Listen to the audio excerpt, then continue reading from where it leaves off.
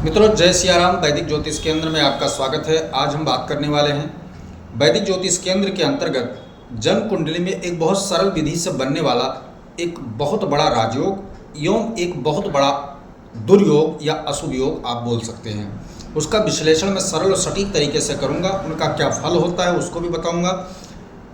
कैसे बनता है, सबसे पहले योग कब ये निर्माण होता है वो जान लेते हैं। यह मान लीजिए कि हर 43वें कुंडली में यह योग बनकर तैयार होता है। महर्षि जैमिनी और बराहमिहिर के द्वारा यह दिया गया सूत्र है और सबके द्वारा ये मतलब प्रमाणित भी है कि यह सूत्र अकाट्य है। तो चलिए जानते हैं कि कुंडली में बनता कैसे है। सबसे पहले हमें यह देखना, अपनी लग्न कुंडली उठाइए। लग्न कुंडली में उठा करके देखिए कि जो 4 केंद्र होते हैं, प्रथम, चतुर्थ, सप्तम और दशम, इन चारों में से किन्हीं 3 केंद्र के भाव में कोई भी हो, चाहे वो प्रथम चतुर्थ सप्तम हो, चाहे वो चतुर्थ सप्तम दशम हो, चाहे वो सप्तम दशम या लग्न हो अर्थात प्रथम भाव हो, उनमें अगर तीनों में कोई शुभ ग्रह कैसे, चंद्रमा, बुध, शुक्र, गुरु, ये 4 ग्रह शुभ होते हैं। ठीक है, इन्हीं में से कोई 3 ग्रह 3 केंद्र के भाव में बैठा हो, तब एक राजयोग का निर्माण होता है जिसका नाम है माला योग।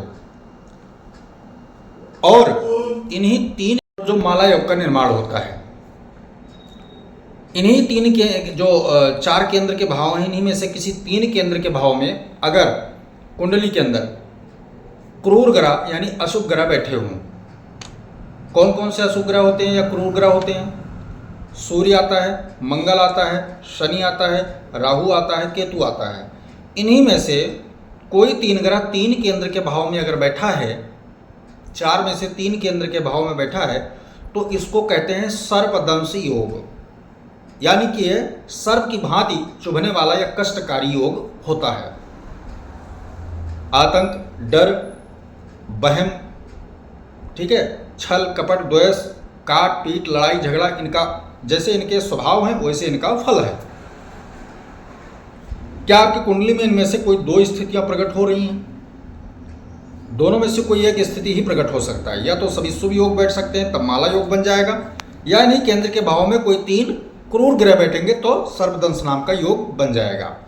अब हम बात कर लेते हैं इनके फल के बारे में। जब माला योग का निर्माण सही तरीके से जो मैंने सूत्र बताया उसके अनुसार अगर हो जाता है तो उसका फल क्या होगा? ऐसा व्यक्ति जो होता है वो सम्मानित होता है, पहले चीज तो।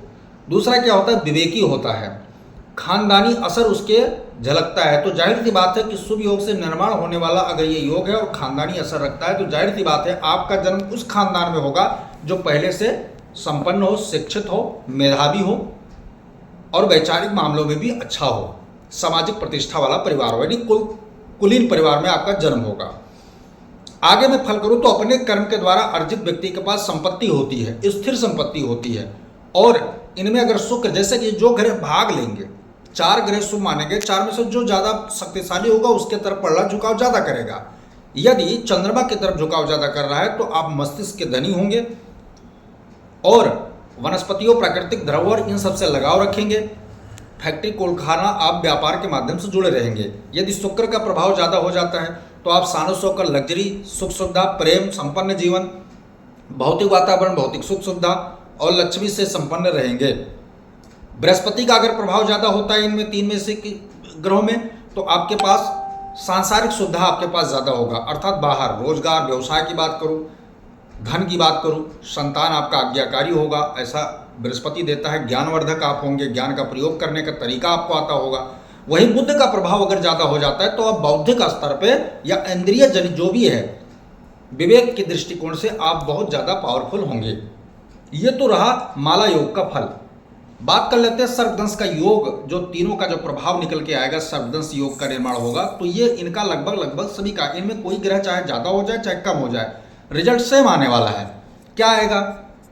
आप दुखी होंगे, पीड़ित होंगे, रोगी होंगे, कपटी होंगे, दुराचारी प्रवृत्ति के होंगे, नशेड़ी हो जाएंगे, जुआरी हो जाएंगे, कानून विवाद, लड़ाई पचड़े में आप फंसते रहेंगे, आपका धन नष्ट होने का योग बन जाएगा, परिवार से विरक्ति का योग बन जाएगा, यानी परिवार से, समाज से अलग थलग कर दिए जाएंगे, हत्यारे भी हो सकते हैं। तो ये भयानक फल आपको ये जो है सर्पदंश नाम का जो योग बनेगा जब आपके कुंडली में, तो आपको ये रिजल्ट निकाल के देगा। तो मित्रों ये दो तरीके से योग जो बने हैं, अब इनका मैं आपको परिहार बताता हूं, उपाय क्या हो सकता है। यदि क्रूर ग्रहों से जो मैंने कहा कि सर्पदंश नाम का योग बनकर तैयार हुआ, उनका उपाय क्या है। इनका उपाय है कि शीघ्र अतिशीघ्र आपको इन ग्रहों से संबंधित आपको क्या करना है, दान कर देना है। ठीक है, इन ग्रहों से संबंधित दान करना है। किसका दान करना है, कहां, किस समय। सप्तम भाव अगर भाग्य इसमें भाग ले रहा है, अगर सप्तम भाव नहीं 7, 10, 1, 4, 7, 10, ठीक है, अगर भाग ले रहा है तो सप्तम भाव में बैठे ग्रहों का आपको दान करना है। बाकी दो भावों में बैठे ग्रहों का आपको क्या करना है, जप करवा देना है। यदि आप ये ना करवा पाए तो तीनों को एक साथ आत्मसात करके शिव भगवान के शरण में जाना है और शिव पंचाक्षरी या महामृत्युंजय का जप करवा के सर्पदंश से बचा जा सकता है। नाग गायत्री का भी जप करवा करके सर्पदंश के योग से बचा जा सकता है। तो ये उपाय आप कर सकते हैं। वहीं अगर माला योग बन रहा है और अंश बल में आपका ग्रह अस्त होकर के अंश बल में किसी प्रकार से कम असर कर रहा है, तो उसका क्या कर सकते हैं, भावानुसार आप उसका उपयोग कर सकते हैं। जैसे कि सप्तम भाव अगर इसमें भाग नहीं ले रहा है, तब तो आप क्या करेंगे, उसका नग धारण कर लेंगे, उसके संबंधित वस्त्र आदि का, खान पीन का आदि का, वातावरण का, मकान का, रंगों का, यानी रंगोली का चक्र आदि का प्रयोग करके उसके पावर को बढ़ा सकते हैं। यदि ऐसा नहीं हो रहा है तो आप क्या करेंगे कि उन ग्रहों का भी आप पाठ या जप करवा करके उनके पावर को बढ़ा सकते हैं। तो आपको उसका शुभ योग का अच्छा फल रिजल्ट मिल जाएगा और जो क्रूर बन रहा है उनके क्रूरता नष्ट होकर शुभता में परिवर्तन हो जाएगा। तो ये रहा दो प्रकार के योगों का निर्माण, एक अच्छा एक बुरा, संपूर्ण विश्लेषण। वीडियो पसंद आए तो लाइक करें, शेयर करें, सब्सक्राइब करें और साथ में बेल आइकन का बटन जरूर दबाएं, ताकि हमारा इसी प्रकार से नए नए रोचक विषय ज्योतिष के माध्यम से मैं आपको देता रहूँगा, लाता रहूँगा। जय सिया राम।